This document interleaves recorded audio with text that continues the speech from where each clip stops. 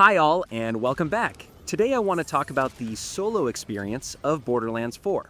In short, yes, you can play Borderlands 4 solo. That said, the game is clearly designed for co-op, and it can be really annoying when you try to play it alone. Enemies can feel like they hit harder since they're all focused on you, meaning you can get swarmed, or, especially from the second biome onward, blown up by random explosions you didn't even see coming. And sometimes, you'll just die from so far away you don't even get a chance at a second wind. On top of that, a lot of skills reference team auras, shared buffs, or revive bonuses, all of which simply don't exist when you're on your own. But, like I said, it's definitely possible, and honestly, it's still a lot of fun once you get into the rhythm. So I want to give a few tips that'll help solo players get through Borderlands 4 more comfortably. As always, I don't want to waste your time, so we'll jump straight into it. And there are timestamps in the comments if you want to skip around. Here we go. Tip 1. Build for sustain. When you play solo, you can't rely on anyone to pick you up, so your entire build has to focus on staying alive and recovering fast. You'll want some combination of lifesteal, shield regeneration, or cooldown resets that keep your skills up more often. Pick shields that heal on break or recharge instantly, and weapons that restore health on kill or critical hit. It's tempting to go full damage, but in solo play, uptime always beats burst. If you can't recover, you'll just spend the whole game crawling. Tip 2. Bring the right elements. Borderlands 4 mixes enemy types more aggressively than before, so having the right elemental setup matters way more when you're alone. Use shock for shields, corrosive for armor, and incendiary for flesh. Radiation works as a middle ground if you're unsure what's coming, but it's never the best at anything. Always carry at least 2 different elements, so you're never stuck doing half damage. That bit of efficiency adds up quickly when there's nobody else clearing mobs for you. Tip 3. Use Moxxi's boss machine. Once you've beaten a boss, you can replay them through Moxxi's boss machine to farm new loot and keep your setup fresh without running through the entire campaign again. Your gear falls behind quickly in this game, so when fights start dragging, that's your cue to hit the boss machine and rerun a few fights. It's easily the fastest way to stay geared and test new builds as you go, especially since the drop pool refreshes every clear. Tip 4. Don't rush the story. The game scales to your level, but progression also unlocks systems that make solo play smoother. Things like class mods, enchantments, and extra skill paths. Taking your time with side quests and exploration gives you more tools to work with, and that flexibility is what keeps solo builds viable later on.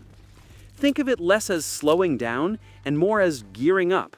You're preparing yourself for when the game really starts hitting hard. Tip 5. Pick your fights smartly. Playing solo isn't about rushing into chaos, it's about managing the field. Use the environment, choke points, and vertical space to control where enemies come from, and pull small groups instead of entire rooms.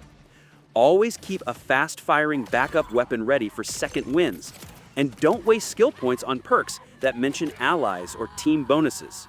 You're your own team here, so every point needs to serve you. Now, let's go over how each Vault Hunter holds up when you're playing solo. Each one can absolutely handle it. You just need to lean into their strengths instead of trying to make them do everything. Vex is easily the safest option for solo play. Her spectral summons draw enemy fire, letting you keep pressure on without getting overwhelmed.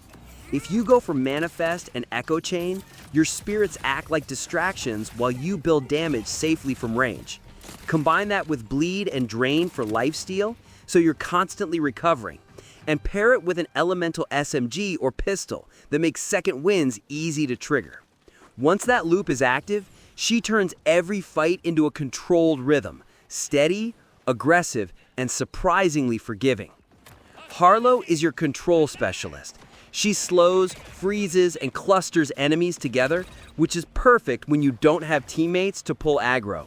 Stack Temporal Flux and Echo Lockdown to slow time and group enemies. Then use Cryo or Radiation to hold them still while you reposition.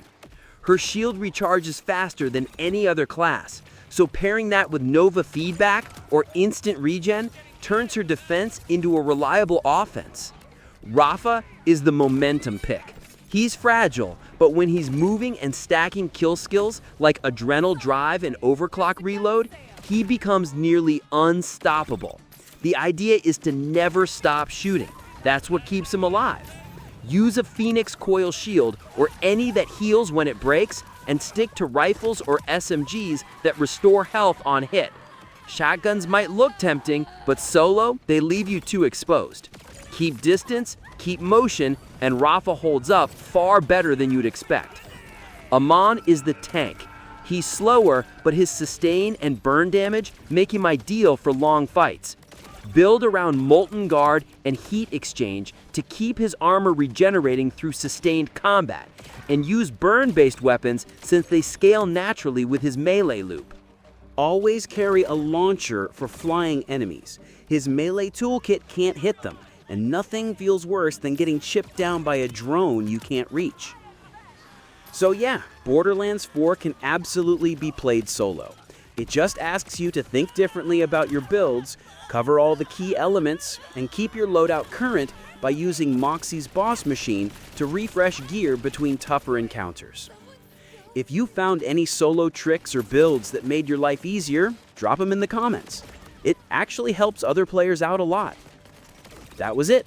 If you like videos that don't waste your time, please consider liking and subscribing. Thanks for watching, and I hope to see you in the next one.